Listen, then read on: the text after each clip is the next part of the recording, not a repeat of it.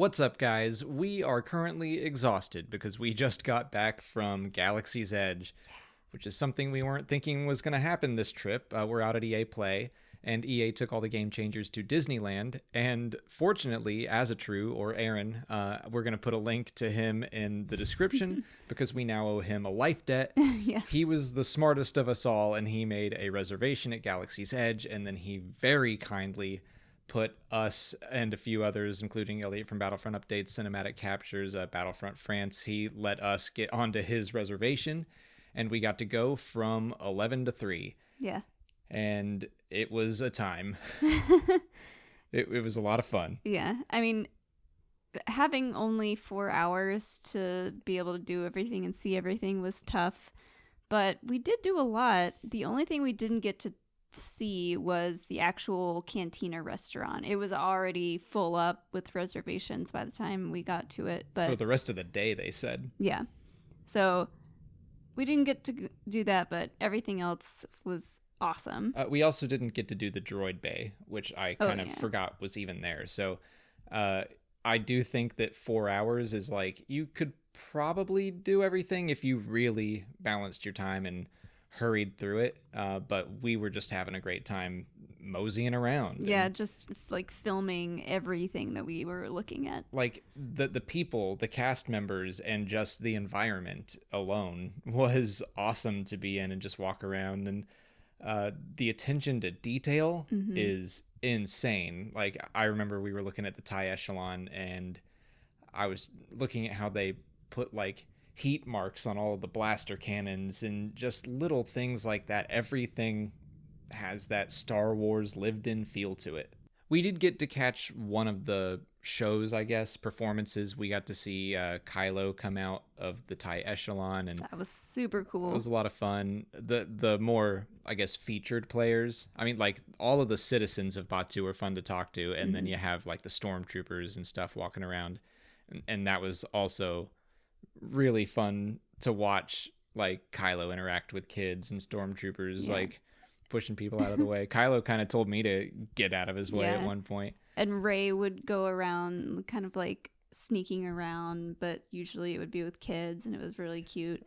And we ran into Vi Marathi. Yeah, so I was really excited to see her. I love the book Phasma and Cardinal from it, and so I went up and I was like, hey, you seen Cardinal recently?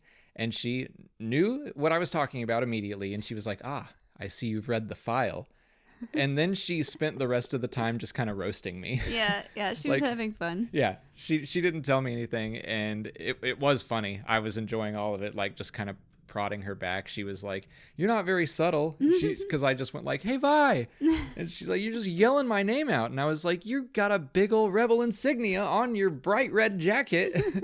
And we were just going back and forth. She was a lot of fun to banter with, and I look forward to telling Delilah Dawson that her character just made fun of me the whole time. Yeah. And you mentioned the people that work there. We made it a point to talk to several of them, and they, as everyone has told us, they stayed in character.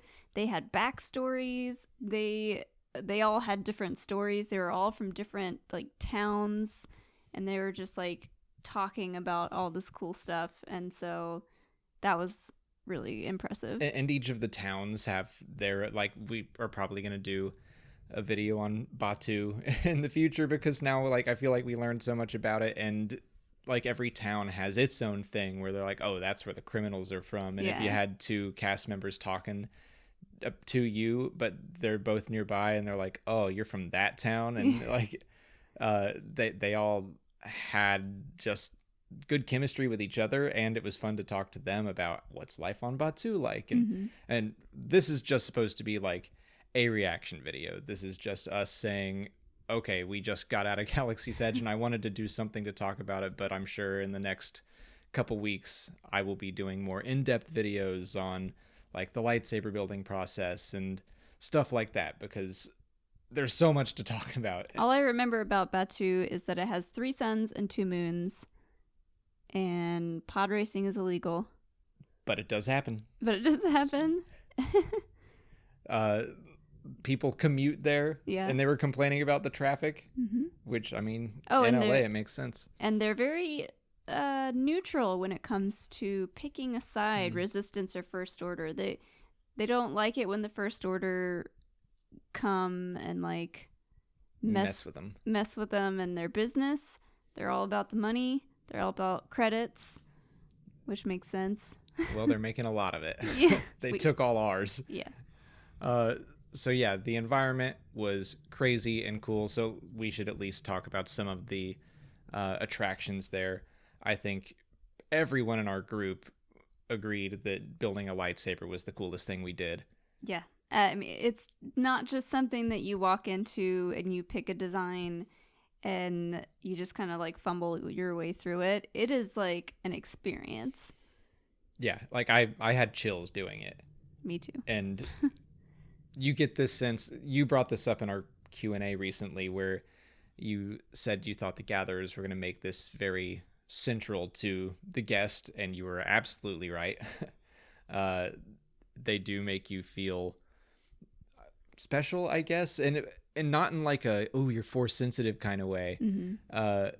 There are some interesting things that they brought up because like, you're supposed to be force sensitive to build a lightsaber, so how does that happen if we're not all force sensitive? They have a way around that. I'll talk about it later, but they kind of approach it like we're all gonna try this together, but your lightsaber may not turn on. We'll see how it goes. And it turns on, and everybody's like, "Oh, look at you! You did it, you little so and so." Yeah. Yeah, the story behind that, the gatherers, they were really cool. And yeah, the gatherers are the ones who work in the lightsaber building place, and they help you pick all the pieces and put it all together and pick your crystal. And I will point out that it was also the most stressful thing we did all day for me. Like, they give you kind of 4 options of types of pieces to choose from, and I was just like, I really like this set, and I also really like this set, and like I chose one set, and then I went back up to the guy. I was like, nope, I need the other set. And then I saw someone building the first one that I got, and I was like, God, that looks really cool. That's the hardest part, is choosing what kind of theme I guess your lightsaber is going to be. Well, I showed him pictures of like the 4 main themes of lightsabers, and each theme can look different. And I was like, here's what they look like. Pick one. And I knew which one I wanted pretty much right off the bat. The only thing I knew was that I didn't want yours. And that's like, you went like kind of the dark side lightsaber, and I wanted a more, I don't know, I really liked the copper detailing on some of them. And then it was deciding between a modern look or like an ancient look. And it was so hard. Yeah. When I picked out the red kyber crystal, the guy said, "Oh, I'll have to keep an eye on you." Yeah, that was also just like picking out your crystals really cool. We'll have to talk about the whole process at a different time. Yeah. But yeah, that was just so cool. I guess Smugglers Run is the other big thing that's happening right now. Yeah, really cool ride. The whole, I almost wish there was a longer wait for it, weirdly. There's so much to see in the queue for the ride. You get to talk to Hondo, or he talks to you as an animatronic, which looked great. Yeah. Then when you go onto the Falcon, that's a really special thing. It feels like you're in a movie. Yeah. That's how like detailed everything is. That's where I was like, okay, the wait could have been a little longer, because we basically walked in, and it's supposed to be like you're in a holding area with a lot of other flight crews, and I could have spent a lot longer in there, and we just got summoned to the front to fly right away. Yeah, I don't know how the reservation, I think the reservation systems worked really well, and like we went in and it was only like 20 or 25 minutes before we actually... It said 25-minute wait. It wasn't at all. It was like a 10-minute wait. Yeah. So the good thing, I guess, is like everyone's trying to do everything. So that ride wasn't as crowded as we thought it would be. It was when it was getting later towards our time period. Yeah, at the end. But the wait wasn't long. The ride felt great. It was long enough, and there was enough for everyone to do, I feel like, because everyone has a different position. In the Falcon, you've got 2 pilots, 2 gunners, and 2 engineers. And I was an engineer, and I got a bunch of buttons to press, and I had to. I'll get into that later. you hooked the harpoons into the coaxium. We went to Corelli at a steel coaxium. It was a little more on rails than I expected it to be, and the gunner position, I put it on manual targeting, and I just felt like I was just pushing a button and shooting things. There wasn't any real rhyme or reason to it. I felt great as an engineer because the pilot would crash, Elliot. Or hit something, and my little board to the right of me would start blinking and lighting up and making sounds. And the blinking buttons, there were several buttons, but then some of the buttons were lit up and blinking, and I just pressed all those, and it fixed whatever was wrong. So I felt like I was actually accomplishing something. So I guess if I had to recommend a position to choose, do engineer or do pilot. I didn't get to try pilot, and Molly did engineer, so neither of us tried pilot, but that seemed like, you were doing something. But Elliot and Battlefront France Emile both said that they didn't feel like they were as much in control as they thought they would be. So it was a little on rails, but the ride was still a lot of fun, looked great, really exciting. I mean, you get to punch it to hyperspace more than once, and that alone is worth it. Yeah. And Corelli was cool, and this is something to save for later, I think, but it revealed some stuff about the First Order, I think, that I wasn't expecting. I just need to do a video about, here's everything we learned about Star Wars from Galaxy's Edge. Yeah. I did attempt to film our entire thing of Smugglers Run, our experience, but it's going to be very shaky. Yeah, so, cinematic captures did too. Yeah, we'll see if that footage comes out. Yeah. The blue and green milk, they were good. Yeah, okay, yeah, let's talk about food and drink real quick. We didn't get to eat much because the restaurant we couldn't get into. But like we said, we didn't do the cantina. There was just, I forgot about restaurants even. Yeah. That there's so much to do there. We were like, no time for food. But the blue milk / green milk, it's basically a little frozen drink, and it's not dairy milk. It's a mix of coconut and rice milk, and it's kind of flavored I don't know, berry flavored. Yeah, this is your department. Yeah, it's berry coconut flavored. It's like a daiquiri or maybe a pina colada or something like that, but it was very delicious and refreshing. It was very good. Yeah, I was surprised at how much I liked it. I liked the blue milk more. I liked the green milk. So a house divided. But yeah, everyone that tried it was like, that was really good. Mm-hmm. I will say that the only thing I tried to eat was the Nuna turkey jerky, and I was like, I feel like I should get something. So like a snack bar. I ordered that, and it was not good. I'll say that. Yeah, it was jerky, and so it was tough. It was really tough, and it just was hard to eat. So I didn't finish that. But that's a very minor gripe in the grand scheme of things. Oh, and I gotta mention, we did get our little round Coca-Cola bottles. Tastes like regular Coke. I guess next on the list would be shopping. Mm-hmm. Lots and lots and lots of stuff to buy. Obviously. I mean, costumes that were cool. I mean, Jedi robes, plushies, all kinds of plushies. We got a Kowakian monkey lizard. The Kowakian monkey lizard that sits on your shoulder and has a little hand remote that allows the head to move back and forth and the mouth to open, and it laughs. Fantastic. Fantastic. Highly recommend. A+. And you can buy more crystals, and you can buy holocrons. Oh, yeah. Dok Ondar's Antiquities was really, really cool. Yes. That's where, the the higher end stuff is, and you can get a lot of Jedi relics and stuff. But I was really interested in the holocrons because you can take kyber crystals and put them into the holocrons, including the one you got from your lightsaber, and then it will spit lore back at you. It will just talk to you like from a Jedi Master, I think.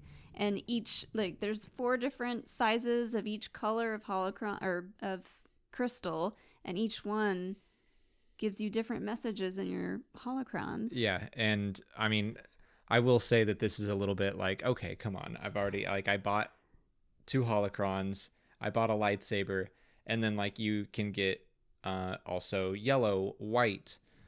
You can get more kyber crystals, including blue and green and purple and red. But they're all kind of blind, and apparently there are 4 cuts of every crystal. So there's 4 yellow, 4 blue, 4 green, but you can't tell what cut you're getting, and so you just kind of have to hope for the best. But they all have different lore in them, and so I thought it was just like you get a yellow one and you hear the yellow lore. It's like, nope, there's a lot of lore to get out of all these things, but it's like, okay, making it a loot box is a little annoying. Yeah. And there's also a black one that comes in the red ones occasionally, which of course is very enticing. But the Antiquities shop itself is really cool. It has like busts of Jedi from the prequel era and the sequel era and the original, like just so much cool stuff that I wanted. Yeah. I got a little Japor snippet necklace. And stuff from like the cartoons as well. Hera's Calicori was there. Yeah. Oh, and we didn't do much of this, but you can download an app and go all around the park and scan QR codes and do like little tasks and little tiny like missions and stuff, and it gives you credits for it. There's so much to do. Yeah, we didn't get to do that really because we just didn't have time. With all the running around that we were doing, but fortunately they're not going to be doing the reservation system for much longer. It's like through near the end of June, and then it's like you can spend as much time as you want there, but which will be fantastic. We'll go and we'll never leave. Next time we're in LA, I guess. But if you're going and you have a reservation, I would say prioritize building a lightsaber. Smugglers Run wasn't too hard to get into, so I would we didn't get to see the cantina, but it sounds cool, so you might want to try to get into that. Get the Max Pass if you can, because that gets you unlimited photos by the photographers of the park. So all those pictures that you see of people standing in front of the Falcon with no crowds of people behind, that's because we got our picture taken by one of the park people, and it sends it to your phone. Yeah, and it's a great picture. I'm glad we did that. So, we're going to go crash because we're exhausted. And sunburnt. Those 3 suns really did a number on us. But we're going to edit this video and go to sleep. But, we'll get into more depth on all of this stuff at a later date. I just wanted to tell you guys how it was and say thank you again to Aaron for putting us on his reservation. Thank you to EA for getting us to Disneyland in the first place. But we'll talk to you guys later. Till the Spire. That's what they say on Batu. May the Force be with you.